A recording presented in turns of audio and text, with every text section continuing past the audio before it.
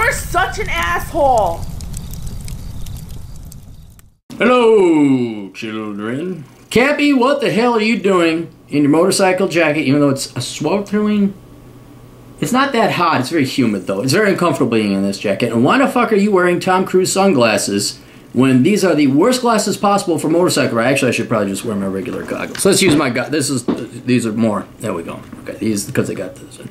Well, let me tell you, kids, the person that we got to talk about today likes to wear a leather jacket on television because he thinks it's cool. Unlike this individual, I actually have ridden motorcycles in my leather jacket. You can see even the wind wear on that, so I'm just doing that in honor of this individual.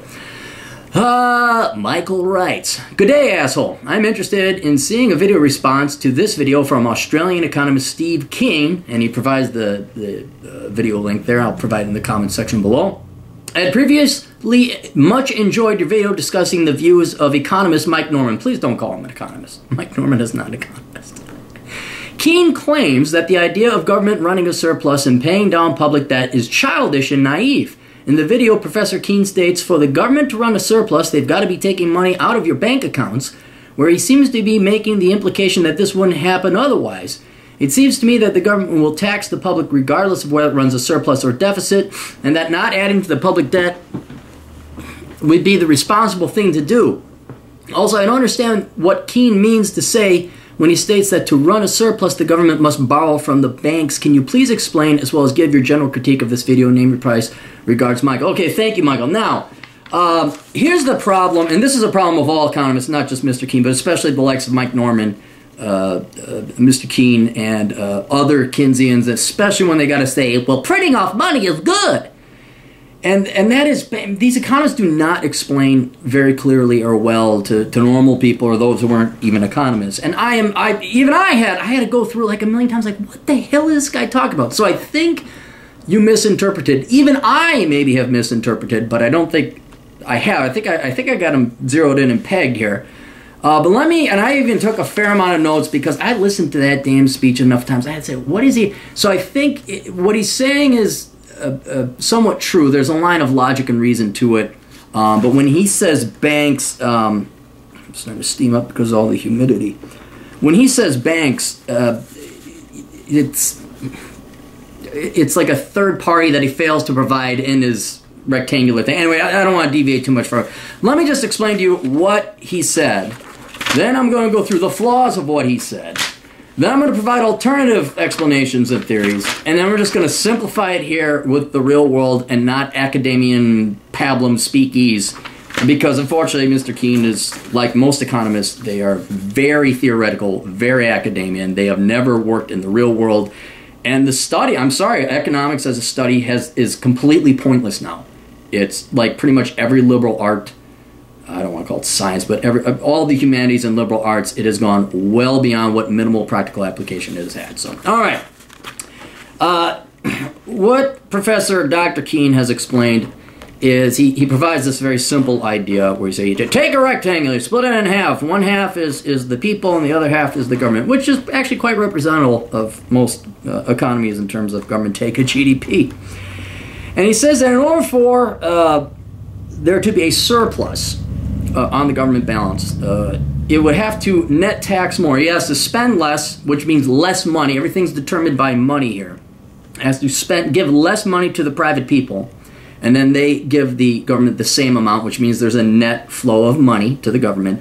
Or they tax the people more and they keep the spending the same.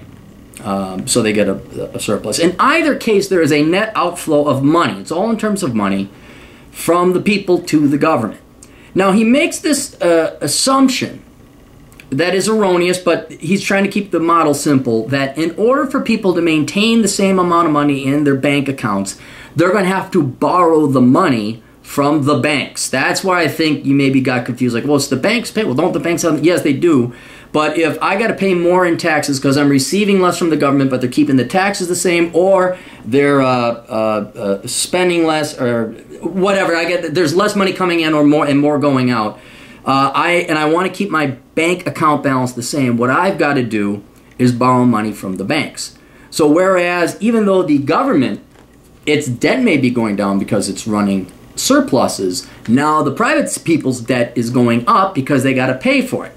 Now, you may say, well, wait a minute. Why don't they just use savings? Or what if there's economic growth or all this other stuff that could happen? It doesn't necessarily mean we have to go to the banks and borrow money. But in his childishly simple model, this is the world is. You want to keep your bank balance the same, because everything in this model is based on money, because if you go into savings, that means there's going to be less economic growth. All right? And if there's less economic growth, then the tax base shrinks, government revenues go down, and now we got a downward spiral. So that's the key thing, is that you got to keep your bank balance the same, otherwise economic growth will go down, and now we're in a recession. So he's going to assume that you borrow the money. Now, even he will admit, as he goes through his very simplified model, that if you do it once or twice, okay, that's fine. But if you do it sustained to the point that we're starting to pay down the national debt, and over a course of multiple years, people, the private sector, the private citizens' debt is going to increase because every year they're borrowing more and more and more to pay for their taxes. Additionally, he didn't mention this, but I'm thinking this is where he was going. The private sector debt is increasing to pay for this additional taxation that the government needs to run a surplus. And then the debt service on that inevitably becomes too big, which results in a financial crisis. And then now you have a contracting economy and velocity and all that. So that is where the assumption that where does the money come? We have to borrow it from the banks. That's where it comes from. Either the government's going to borrow it from the banks or you're going to borrow it from the banks. And the case that he is making against government frugality and austerity and running surpluses is that if they run surpluses, that means if you want to maintain economic growth, maintain your bank balance, then you are going to have to borrow. But inevitably that leads to a contracting economy, and that's bad. All right, now I just want to consult my notes here. Okay, ergo government surpluses are bad. All right, so that's what he's thinking. Now, already in your mind, there might be, well, wait a minute, but what about this? But what about that? And he kind of covered his ass a little bit, not enough in my opinion, where he says, well, this is a closed economy. We don't have to worry about exports and imports, which I don't understand what that has to do with fiscal policy. But the biggest flaw right off the bat you find is how static it is and how simple it is. He condescendingly mocks people who think that the government should spend less than it takes in, having a balanced budget, as kindergartners, And I think he maybe upped it to first grade, special ed class first grade. You got passed with a D- up into the first grade with this very simple model. But that's the problem. It's so simple. And I know in the perfect world of academia, which Professor Keene has spent most of his time, ceteris paribus, and this, that can happen, and there's no economic growth, and there's no, and don't worry about foreign lenders, that doesn't happen either, and don't worry about psychological incentives to gain people, and as long as Bill doesn't fart on Tuesday, but Bill, don't you fart on Tuesday, or my model's going to fall apart. This model is not robust, and it's the epitome of academia. It's epitome of academics. It's the epitome of theoreticians. This is a Monday morning quarterback, dude bro with his jersey on over at Buffalo Wild Wings, that'd be soccer for you, Professor Keene, who's never played the game, never set foot on the soccer field or football field, but over at Buffalo Wild Wings, he's going to go cheer on Team X, and he's going to say, oh, Tom Brady should have done X, and Tom Brady should have done Y. And that's what I got from this. So, some key flaws because of its rigidity in this very simple economic model. There is no room for economic growth. That's probably my biggest complaint about this particular explanation or model that he's using, is it's like, yeah, but he equates the economy to how much money is in it and velocity. I'm not going to bore you with that, but that's what he's like, how much money is this? Money, money, money. That's all it is. Money equals growth. No, money does not equal growth. What equals growth is efficiency and hard work, working smarter and faster. All right? Coincidentally, related to that, it also ignores all these psychological incentives that prompt people to work harder or smarter and create more. And this is just like, give them more money. All right, then the economy grows. Yeah. That has nothing to do with it. It totally ignores the psychological effects. Like, hey, if you spend more money and people don't work, what is the consequences of spending more money? Well, maybe people aren't going to work as much. Labor force participation rates go down. You don't work as hard if you get a government handout. Or, on the other side, more of an incentive, what if you lower taxes? What if you cut taxes enough that would attract business, attract capital, not to mention prompt people to join the labor force, leave the discouraged work group, and now you have an increase in labor. So that's another problem. Is it's just like there's no room for economic growth. He just assumes that, well, government transferring this fixed pie of money is how we figure out economic growth. What else? Oh, the quality of people. You know, this is another thing. I know it's not written in any economic book, but that's what makes me one of the world's greatest economists. I actually consider the quality and caliber of people, and I'm brave and courageous enough to say it. Most Westerners today suck compared to the World War II generation. We are so spoiled rotten with the amount of government money and handouts and bailouts and, oh, we got this program and, oh, we got that program. We just simply are weak. I mean, look, didn't you see the studies about how millennial boys don't have anywhere near the testosterone that their grandfathers have based on grip strength and all that? I know this is maybe outside the purview of traditional economics, but we are lazier, fatter, lethargic, nowhere near as hardworking fucks. That's all we are. Well, what if the quality of the people goes down the toilet? You know, and that's more sociological than it is economics. But again, this it's so cute how this again why I think the economics profession is just a cute theory. It's a cute game they play. It has no bearing in the real world. This model does not allow. Even the entire economics profession does not allow for, hey, what if the population went from hardworking World War II industrious type people to a bunch of loyal suburbanite fucks playing video games and jerking off to porn? So that's another thing. Oh, and then finally, I know he says, well, I like to keep it a closed economy. Well, that's cute, but when you're talking about national governments, one of the major lenders to national governments is foreigners, be they foreign corporations, foreign individuals, foreign pension funds, foreign governments themselves. You have to consider foreign lenders. And if any country gets too big for its britches, builds up too much debt, soon your interest rates are going to go up, soon your debt servicing is going to go up, and you just don't have access to the capital markets like you used to. Now, there's differences when it comes to the world's reserve currency, or if you have a currency that has world reserve-like traits, like it's a very reliable currency. But I'm going to talk about that later. But that's my main flaw with this one, is it is not versatile enough. It is not robust enough. It's just not based in the real world. It is, guarantee you, this idea, this thought of his, came when he was sitting at a desk on a college campus, which has no bearing in the real world. None. And if you look at his background, unless I missed something, I didn't see any real-world private sector experience. I saw college, daddy, more college, teacher, professor. And there was like a little gap in there where maybe he did work in baking. I don't know. And again, anyone could correct me if I'm wrong. But you're dealing with someone who just, again, he's the guy horking down wings, drinking light beers over at the Buffalo Wild Wings, yelling at Brett Favre how to throw the ball. He's never played a football game in his life.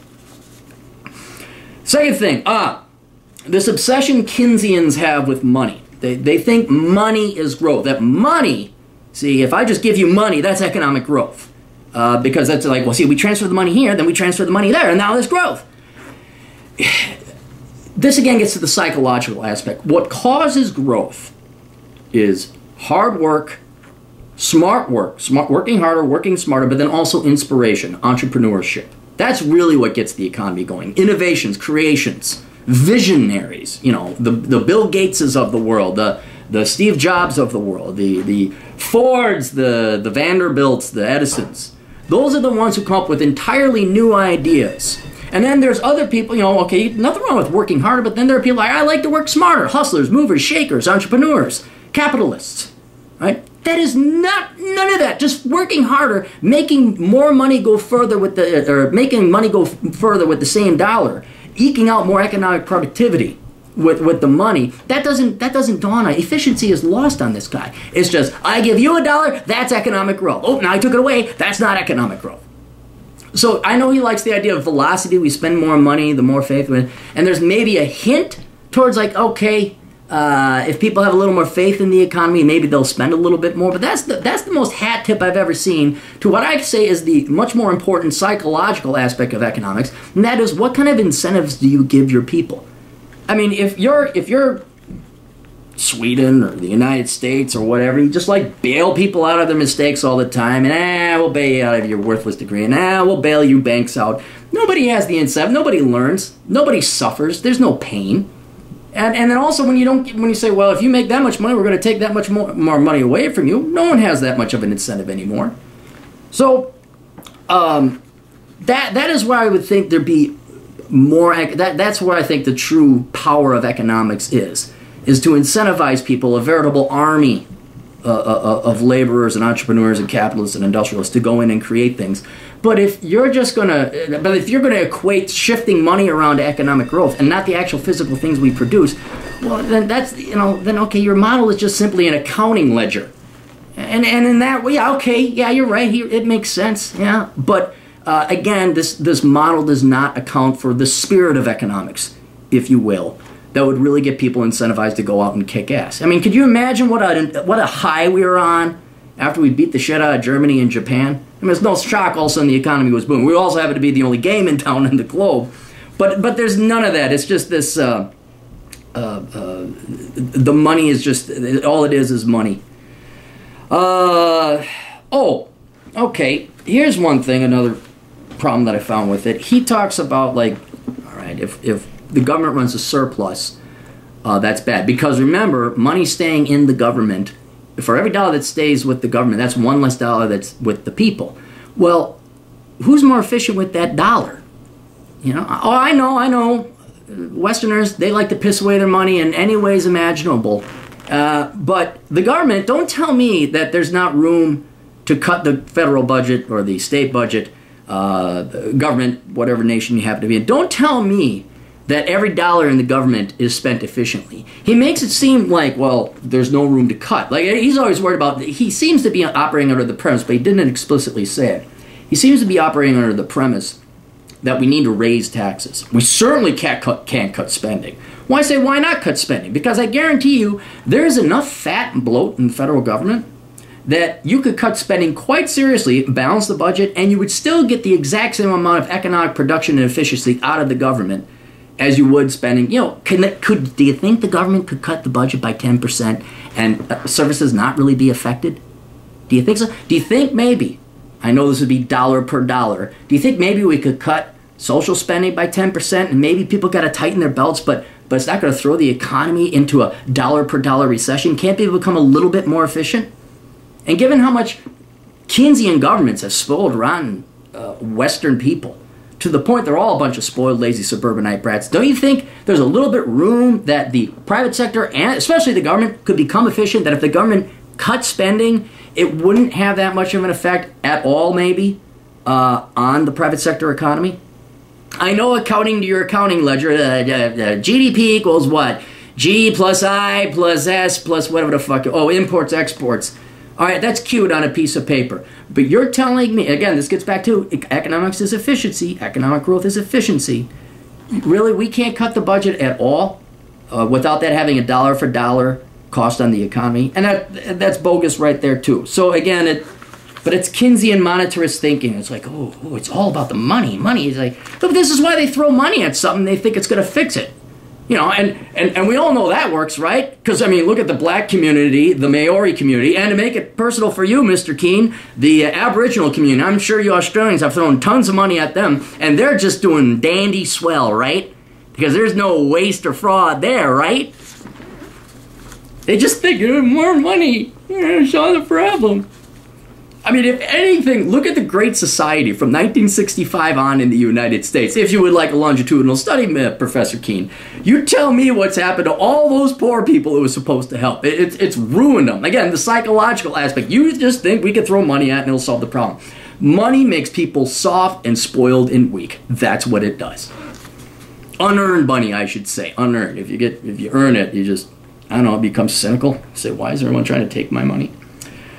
Yeah, so then a dollar cut from government spending must mean a dollar cut from economic growth, and that's just not the case. It's a resource. Okay, it's a resource. It's a store of time. Money is a resource, and it can be used efficiently or can just be pissed away. And I argue that if we spent it smarter and wiser by giving it to the private sector, you'd have higher economic growth. Just going here. Yeah. So in general, those are my main complaints. It's this focus on money, It's a very limited, static environment that does not account for what's going to happen in the real world. It doesn't account for the fact that government is horrendously inefficient and there's plenty of fat to trim. It's typical academic work. It's typical academian, never set his foot in the private sector work. Okay, so let's go through some alternative explanations as to how this, how we can look at federal deficits and surpluses. There is the Janet Yellen of the Fed theory. And it's, oh, Janet the Yellen of the Fed, who taketh away the sins of everybody who fucked up. Give us more money. And that is kind of the camp that Professor Keene is on. He is of the philosophy that humans can do no wrong, and if they do, we should bail them out. All right? And because if we don't, then the same arguments we get from if we didn't bail out the banks. Oh my God, financial crisis. Oh, the economy will go to hell. Oh my God. A lot of people are saying the same with, say, the millennials. I think Australia has pretty cheap tuition, but at least here in the United States, they're saying the same thing about the millennials. Like, oh, we got to bail them out of their student loans, otherwise they won't buy houses. We got to bail out single moms who slept with 5 different men to spit out 7 different kids. And they oh God, there's no morality. It's, you need help, we'll print off all the money, spend it to you, give it to you there. All right? So in other words, the Federal Reserve or the Bank of Australia, the central bank of any country, acts as the printing press to buy the debt from so the government can go and then they can bail out people from their mistakes. And then that way, above all else, we keep that GDP figure above zero. That's all they care about. Because again, it's an accounting ledger. It's $1 here and $1 there. There's no consideration or concern for quality of standard of living, family standing, quality of family, future economic growth, what it does to the psychology and work ethic and industriousness of the people. It's to avoid pain at all costs. And what you've seen, especially in the United States, is economic growth has been sloping down. This is why, if you look, one of my best charts I've ever done is the rolling 20-year average economic growth. We used to grow at 4.25% back in those evil, sexist, and racist 40s, 50s, and 60s. And now we're growing at like 2.2, almost half of what we used to. Right? But also, the volatility of economic growth has gone down. I had a chart, this is almost 10 years ago I calculated that chart, but the volatility has gone down. And that's what they want. They've always wanted, I don't know why, they've always wanted to smooth out the business cycle. They've always wanted like, well, we can't have recessions, anything but a recession. Why not have a recession? Let prices crash, let people learn. Because they do not, it's politically impolite to let people suffer their own mistakes. And Professor Keene is of the Keynesian theory, where we should never let anything bad happen to the people. He ignores this entire psychological aspect of economics. The spirit, like, they must learn. We must get our lumps pounded into us so that we learn, so we galvanize, so we build up strength and testosterone. He wants to prevent all bad things from happening. And the reason why is he's a much nicer guy than me. He's a much more caring, nicer guy. And it's politically correct to do so. They just care so much. He likes the James Corbett. I think he even was influenced by Marx. You can look up his Wikipedia entry. That's nice. That's very cute and nice. He just cares. Oh, they just care so much because, you know what? It's very popular to say you care. Me, I have an alternative theory. Pain and profit theory. And my theory is one of, I don't give a shit what happens to the economy. I don't give a shit what happens to you. I don't give a shit what happens to anybody. Because it's none of the government's, let alone the fucking central bank's business. Peggy Sue gets knocked up the 8th time. Let her suffer. Jimmy Jim goes and ODs on drugs. Let him suffer. Susie Q goes and majors in lesbian French Guatemalan poetry studies and gets her degree at Crappy U Law and is now $250,000 net. Let her suffer. Because right now, we're not learning. We're not learning work ethic. We're not learning responsibility. We are once again, after about 60 years of government hand-me-outs and gimme-dats, we're turning into an entire civilization of lazy, spoiled brat suburbanite cunts. That's what we've become. Right? And when you become lazy, spoiled brats, suburbanite cunts, none of you work hard. You all want to major in the liberal arts. You all want to major in economics. You all want to just become teachers and professors. None of you want to work hard. None of you actually want to go and do anything industrious. No one wants to go into engineering. And it gets back to that whole point that if you don't do what's efficient, if you don't work, hard work, smarter work, and entrepreneurial, there's not going to be any real economic growth. So that in part is also why. So we don't learn from pain. We also don't learn from profit. Oh, gosh, profit is evil. Corporations are evil. People who have money are evil. Do you have privilege? We have privilege. I mean, oh, we can't have rich people. You have you didn't earn that, you bourgeoisie bastard. We should take that away from you. That might take away from the profit incentive. That was like, huh? Invest where? At what tax rates? Did you know the United States has the now the highest? Japan finally lowered theirs. We have the highest corporate tax rates. And you guys, you lefties who all buy Apple products and Google, but you're like, or Silicon Valley companies are so caring. They all ship their money offshore with, what was it, a corporate inversion? Medtronic did that recently too. Look it up. They don't pay. GE, that's another one. Look, they have nice corporate social responsibility department pages telling them how loving and caring they are of the environment and social justice warrior causes. Meanwhile, they're not paying any taxes. But you've given them a disincentive for profit.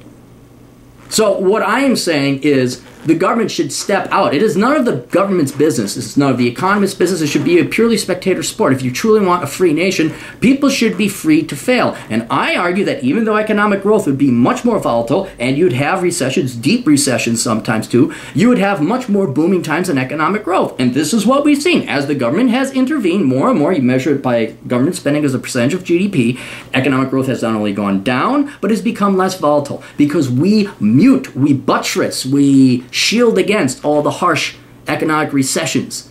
And I'm saying that is absolutely vital and necessary for people to learn from their mistakes. Because if they don't, they're just going to keep making the same mistake over and over. And after 1, 2, maybe even 3 generations, you now have 3 full generations that have never really suffered. They don't know what it's like to work. They're weak, they're soft, and that's why economic growth is slowing. Mr. Keene would probably say, well, it's because of the debt servicing ratios in the private sector because we've had to go and pay for it, which we haven't because all these governments have been running deficits. Again, the empiricism, I'll get to that next, but the empiricism, I love how, oh, we can't run surpluses, we need to run deficits. You mean like we've been doing since 1971? Oh, wait, I'm sorry, there was that little blip where we had a surplus in 1999 because of the dot-com mania days. I don't know what the Australians, John Howard. I forgot what the budget looked like in Australia. But basically, you mean running deficit? We've been playing Keynesian ball for, gosh, at least 2 decades. 4 if you take away the occasional surplus we might have had. Look at Japan. There's a and what do you got? You guys got tons of debt. You have sclerotic economic growth. What? We just haven't spent enough? I've heard that one from Paul Krugman again. So again, the empirical, like what's happening in the real world. Larger point, I think we should just let people be, and I think we should focus on the psychological, spiritual, and pain and punishment and profit motives and incentives by letting people be. Letting them suffer the full costs and consequences of mistakes, and letting them reap the fruits of their labor to the maximum extent possible. You don't want to tax them. So what I would say, if we're gonna have surpluses, cut spending, have the government tighten its belts, right? Lower taxes, and that's going to give people the incentive to produce more, work. It's going to take a while. We got to reteach everybody independence and self-reliance so they're not a bunch of lazy, spoiled suburbanite cunts. All right, we're going to have to work hard. They'll learn. Don't worry. When it comes to starvation, they'll learn. They'll go to work. You'll get labor force participation rates up real quick when there's no government checks. You'll reward people with hard work ethics for working smarter and entrepreneurs. Smart ones, not ones that just go piss away the money. People will learn from their mistakes. And when Peggy Sue has her first child out of wedlock that she can't afford because she's a sociology major and with student loans and student debts, she'll say, whoa, I could barely afford this. I'm not going to have a second child instead of the second, third, fourth, and fifth, and then the taxpayers have to pay that, and that slows down economic growth. But it does help with the baby formula industry. No bailing out. You just get one good spanking when you're a kid. You won't make that mistake for the rest of your life. But I've seen it. I've seen it working in banking. I know all these cocksuckers except for one banker that I used to work for. He's dead. The rest of them, guess where they are? They're all in banking. They didn't learn the mistakes. They should have been fired. Half these banks should never have been bailed. They shouldn't be around anymore. But you know what? You got the exact same inefficient, inferior people in banking right now. The banking system is no more efficient than it was before. So we got, that's going to result in lower spending because people are more responsible. It's going to result in higher economic growth because people, the producers anyway, the entrepreneurs and hustlers and capitalists have more incentive to go and make more money. And that's going to result in a surplus and a growing economy. And not to mention a lot less parasites and a lot happier people. But, I didn't draw a diagram with a square or anything like that. So, and that's all without jerking off the monetary policy. Not one damn thing mentioned about monetary policy. Okay, so then finally let's talk about empirical history. The problem you find in academic circles, especially in economics, is it has grown well beyond whatever practical uses it used to have. Economics is basically don't spend more than you make, work smarter, not harder, neither a borrower nor a lender be, and I don't know. That basically is it right there. That's the time is the most important resource ever. That's it right there. Those are the four things. That's all you really need to know about economics. Going beyond that and making it some kind of academic study does nothing but create faux jobs in academia. Again, very much like all the liberal arts and the humanities. Right? So when you start hearing professors and academics, we have an expert from the Hoover Institution. He's a professor, and he's a professor here, a professor emeritus, adjunct faculty. It's like, did he have a fucking real job ever? Did he flip burgers? No. Well, these people are so far removed from the real world that, and they have such obscure vocabulary. You ever go read a women's studies intro class, like the course description, intersectionality, It's like, you just made up those words. It has no bearing on the real world anymore. So when you hear stuff like this, this is why you were probably confused. You're like, what is he saying? What the fuck? Will you just print off money all the time? So that's one point for confusion. But then where it also, you say like, well, how come the economy hasn't collapsed yet? Which is a great video that I have, by the way. You can look that up online. It's on YouTube. It gets into an interesting world when you are in the world of reserve currencies, or world reserve currencies. So there are two types of countries in this world, two types of economies.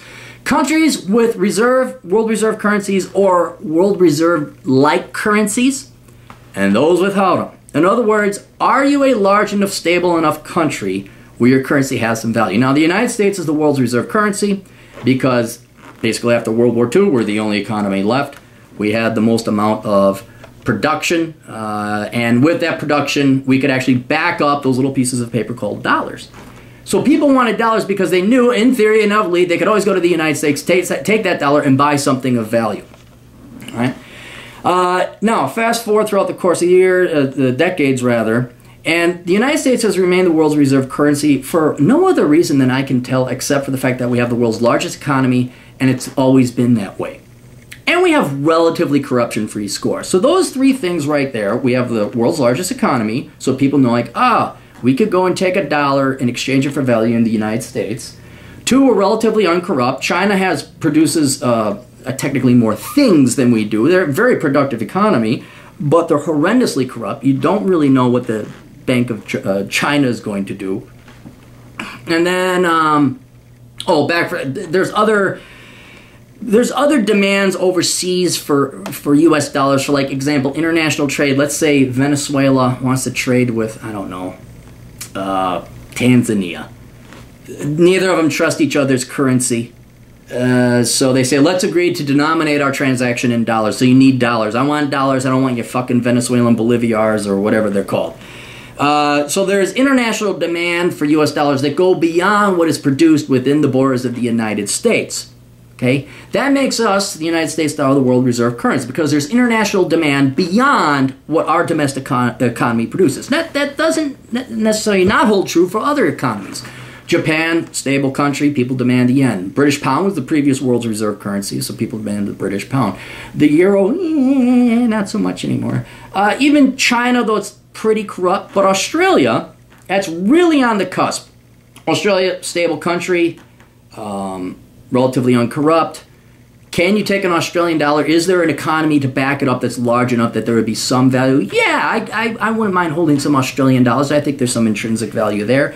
But contrast that with, say, like Switzerland. Switzerland, by all accounts, the Swiss franc, much better finances, much better financial fundamentals in Switzerland than pretty much any other Western nation. Maybe Singapore. But the problem is Switzerland's like yay big. And if they start issuing Swiss francs, they're like, hey, what are we going to do? Trade these, you've issued $5 trillion in Swiss francs.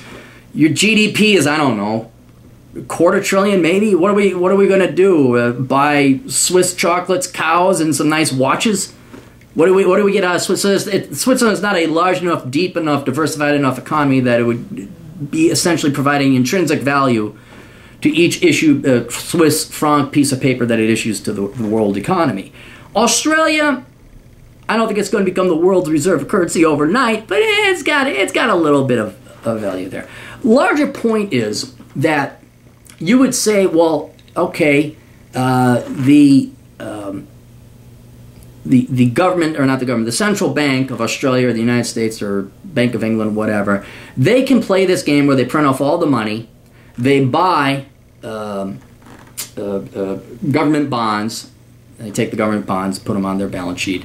And then the United States government, the British government, whatever, these governments get money, so you don't have to borrow money from the banks. It's essentially we're just printing off money to fund the government. Right? So they say, well, how did they get away with it? How come that hasn't crashed? Well, that's because it's the world reserve currency. Right? There is foreign demand for at least the US dollar, a little bit for the Australian dollar, where we could just print off. We did. I think we tripled the monetary base in the United States, not even since Bush. I mean, we just tripled it. There's not been hyperinflation in consumer prices anyway. But there has been in asset prices. How's that housing bubble, Professor Keane, in Australia? What's the price of house in Melbourne go for nowadays? Yeah, there's no inflation. Larger point is that an economy, or a country rather, if it is the world's reserve currency or has world reserve currency-like status, it can print off money, not have it inflate the economy, its home economy, because there's international demand for that currency. All right? So that's how you could print off. You could triple your money supply but not have triple the amount of inflation. But even I would argue there has been inflation in the United States through healthcare costs, tuition, and housing. And the same thing in Australia. You guys have a nice little property bubble going on there. But aside from, let's just leave that aside and let's say there's no inflation going on. So you say, oh, it's nice being the world reserve currency. Yes, it is. It's very nice. You can cheat. You can essentially cheat. But that doesn't change the laws of economics. What if you lose the world's reserve currency status? Or what if you're just not a country that has the world's reserve currency? I even, just fresh off my mind, Mexico, Argentina, Russia, Zimbabwe, the Weimar Republic, 1994 Yugoslavia, the Roman Empire, even they had the world's reserve currency back then and they still fell. Venezuela, all of them. And I'm sure there's more if I went back into... All of them borrowed more money they could afford, and they bailed it out by printing off more money, and then they had hyperinflation. It only works, this little trick, this little Keynesian dream of, well, we'll just have the central bank print off more money, we'll run deficits. It only works if you have a currency that either is the world's reserve currency or is alike, or similar to, or has world reserve currency-like traits. And Australia can get away with that. Britain can get away with that. The European Bank, the EU can get away with it. Japan can get away with it. China can get away with it. The United States has been getting away with it. But if any one of you loses faith, any one of you loses the economic ability to produce, or the world just wakes up and says, yeah, you know what, Australia, you ain't no United States, and your economic growth is slowing down. And China ain't buying any more of your goods. You're not buying any more of your mining and all that. I don't know what the value of the Australian dollar is anymore. You will crash just like every non-world reserve currency economy. So it affords theoreticians, academians, Keynesians, and all that a very cute and convenient excuse to say, see, we know what we're doing. The economy hasn't collapsed. There's been no inflation. Right? Yeah, because, again, you're cheating. You got the world's reserve currency. You're just printing off more money and shipping inflation out overseas. The day everybody loses faith in your currency, they're going to be wanting to exchange that money for something else. And that's when all that money comes back home and either causes hyperinflation or bursts all the bubbles that are currently floating right now. So anyway, let me just say, I don't understand what King means. The states from the surplus must borrow. So that's what he was saying. He at any time has the right to come here and tell me otherwise. I may have misinterpreted it. But that's what he's saying, is that in this very controlled, static environment, if the government is going to run a surplus, it's going to take money away from the private sector, and that is going to force them to borrow, which increases the debt, slows down economic growth, or they themselves dip into savings, and because everything is money and not production or efficiency or not being a lazy, whiny suburbanite cunt, that's what's going to cause the economy to go into recession. So we must produce more. I think it is incredibly short-sighted, naive, and really first grade there, Professor Keene, to be so simple, to be so naive, to think that just spending money, this monetarist view that's just shifting money around, that is what ultimately determines why governments running surpluses is a bad thing. The only way you guys can say that is because these first world nations have some world reserve currency-like status and can go ahead and export their dollars or their currencies. The day you lose that faith of the international community is the day the real world of economics hits you and kicks your ass. And thus, it is a very cute, nice, temporary academic discussion we're having. If everything is ceteris paribus, and we are the United States, and we have the world's reserve currency, cool. Yeah, go print off, have the printing presses run nonstop. Run deficits the entire time. But that doesn't hold throughout history. It doesn't hold. Every empire collapses. Every economy goes into recession. I just wish you'd let that happen every once in a while so we can have price discovery, so we can have low... I mean, imagine that. What if we had a really good recession and prices came down really low? Then you could have a whole new generation of entrepreneurs and businessmen. They make money. No, you guys, just like Japan, they want to keep this economy going like a zombie-like state. They don't want to suffer anything, but they don't want to achieve excellence. They don't want meritocracy. They don't want the losers being gutted out during recessions and winners being put back in. And it's all because, as far as I can tell, they've never set foot in the real world. And they got their nice little cute models. So to answer your question, Michael, no, Professor Keene doesn't know what he's talking about. The guy reads Marx for God's sakes and he listens to Corbyn. But anyway, I wouldn't have any faith in him, and I wouldn't worry about him. I write him off and dismiss him as full as the academian he is. Anyway, best of luck. You guys got questions, go to assholeconsulting.com. I'll catch you kids there. Tools.